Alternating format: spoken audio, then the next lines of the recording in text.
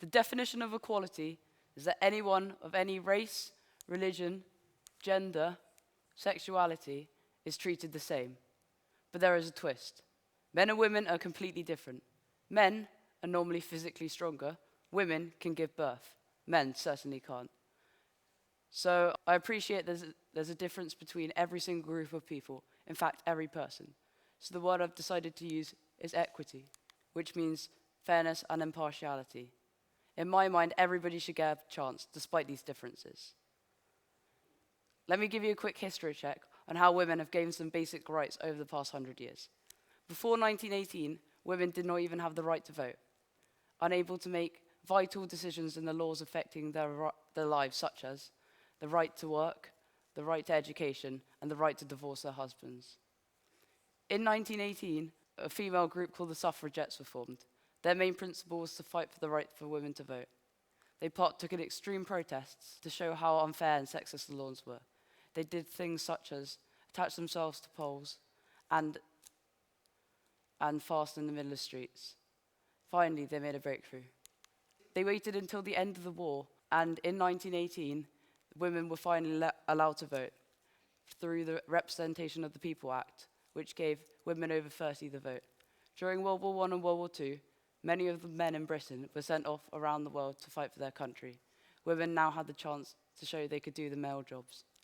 They worked on farms, in factories, and in schools. They were now the men of England. By 1951, the number of working women had returned to almost pre-war level. There was even a magazine called the Housekeeping Monthly, which published a very interesting article called A Good Wife's Guide. This outlined 15 rules to be the perfect wife. The final tip was, a good wife always knows her place. Luckily, women did know their place. They told their daughters, grandchildren about what they had done during the war. In the 1960s, there were more jobs for young single women, and some were making it to university. Having lived away from home, gaining higher education and financial freedom, many women wanted to have more opportunities beyond being a mother and a wife and a mother. Women were gaining a voice. My interest was really sparked when I saw that Carrie Gracie on the BBC had quit her job to draw attention to the pay gap. Many other presenters took pay cuts to show how the pay gap.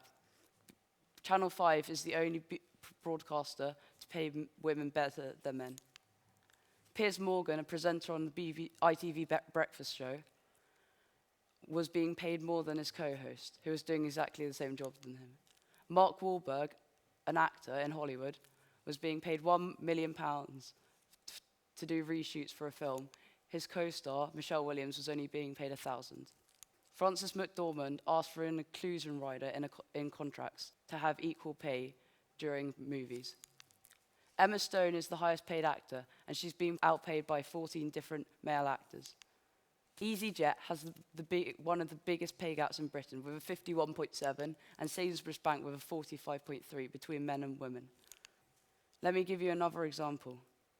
A female pro footballer is being paid £10,000 a week and is playing every game in her season. A male pro is being paid £100,000 a week, but is only playing 10 minutes a week. Who should be paid more? Finally, there's been a change. The government have asked for each company to hand in a document showing the pay gap, and if they don't do this, they will be prosecuted. I thought that this first world we lived in was fair. In spite of our differences, but having the same education, experience, and skill, we were all treated the same, but there's still a battle to be won. Thank you.